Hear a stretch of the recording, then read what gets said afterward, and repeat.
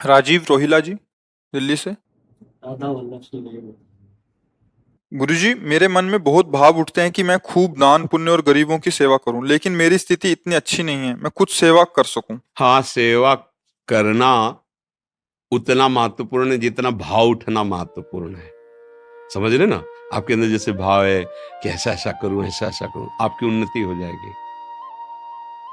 क्रियाएं, मान लो आपके पास 4 रोटी है, 4 पाते हो, तो 1 रोटी निकाल दो, 1 रोटी की भूख रखो, उसमें से चिड़िया, पंछी, गई, गऊ किसी को भी दे दो। आए हुए भूखे अतिथि, किसी साधु महात्मा किसी को भी दे दो। आपकी वो 1 रोटी दूसरे के करोड़ों मन अन्नदान के बराबर नहीं होगी, क्योंकि आप उतनी सामर्थ्य वाले हैं और आपका भाव बहुत है। बस वो भाव काम कर जाएगा। समझ रहे हो? और अगर कहीं नाम वाम की प्राप्ति के लिए हो, जैसे आजकल लोग पंखा लगवाते हैं, तो पंखुड़ी में जिला नंबर पूरा सब दे देते ना।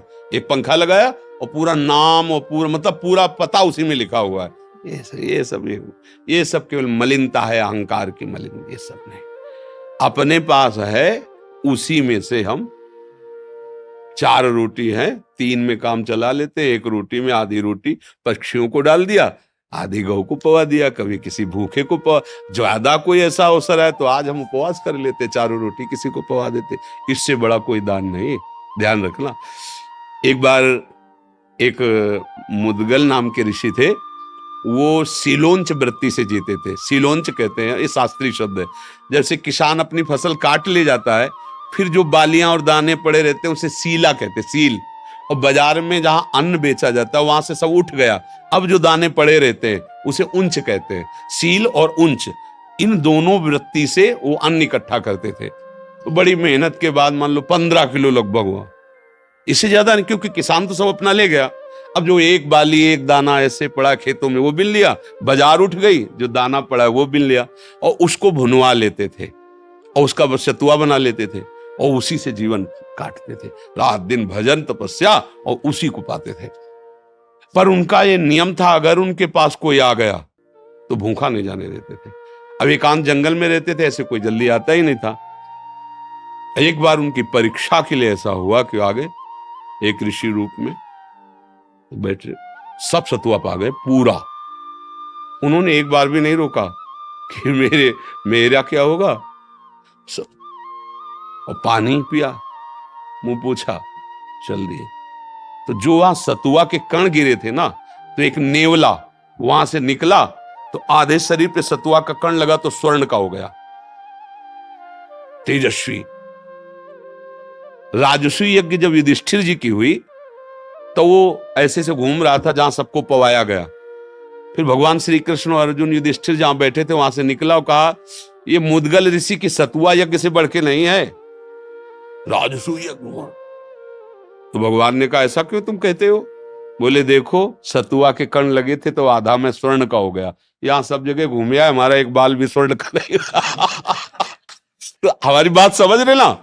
कितनी कठिन मेहनत से बीन बीन कर दाना वो एकत्रित करते, तो उनके द्वारा सतुआ यज्ञ की बराबरी भगवान जहां बैठे राजसूय यज्ञ नहीं हुई।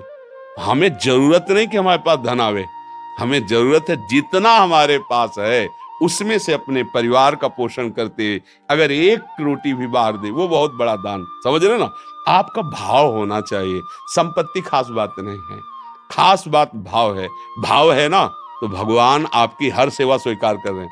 काश हमारे पास ऐसा होता तो भगवान को फूल बंगला बनाता, प्रभु उसमें बैठते, 56 भोग। लग रहा है, हो रहा है, आपको इसका फल मिलेगा।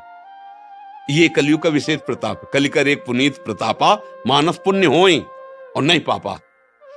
तो इसलिए धन की आकांक्षा तो मत करो, पर भाव जो है उसमें जो है उसको सुरक्षित रखो, ये आपको लाभ प्रदान करेगा। और ये मत रखो कि ये गरीब है, मैं बड़ा हूं इसलिए दे रहा हूं। नहीं नहीं, मुझे भगवान इस रूप में आके सेवा का सौभाग्य दे रहे हैं, ऐसा भाव। और धनी है मान लो ऐसे, चल बांट दो इनको, तो पुण्य तो मिल गया, लेकिन जो उसका लाभ मिलना चाहिए वो नहीं मिलेगा। इसका लाभ सीधे भगवान प्रसन्न हो जाएं, सबके हृदय में भगवान बैठे, ये तुमसे हो सकता है। सबके प्रति भगवत भाव, अवसर मिल जाए, मृदु वचन, जल और रोटी का टुकड़ा, ये तो कोई भी दे सकता है। सब अन्न खा के जीते हैं, आज हम उपवास करेंगे, आज का भोजन हम किसी को दे देंगे। मान लो हम गरीब हैं कि हम दोबारा अपने लिए भोजन तैयार नहीं कर सकते, इतनी सामर्थ्य नहीं, तो आज हम उपवास कर जाएंगे, मरेंगे नहीं। आज हम किसी संत को पवा देते, किसी भूखे को पवा देते, किसी पशु को दे देते। ऐसी भावना रखो, भगवान मुझे धन दे तब मैं से, ऐसा नहीं होता। वो धन आएगा तो हो सकता है ऐसी प्रमाद स्थिति हो जाए कि ऐसे अपराध बनने लगे कि जिसका भाव करते हो भाव ही खत्म हो जाए। इसलिए बहुत सावधान होकर के चलो, भगवान जिस परिस्थिति में रखें बहुत अच्छा है, और भाव बढ़ाते चले जाओ। भगवान भाव के भूखे हैं, भाव का भूखा हूं मैं, और भाव ही एक सार है। भाव से मुझको भजे तो भाव से बेड़ा पार है, भगवान के वचन।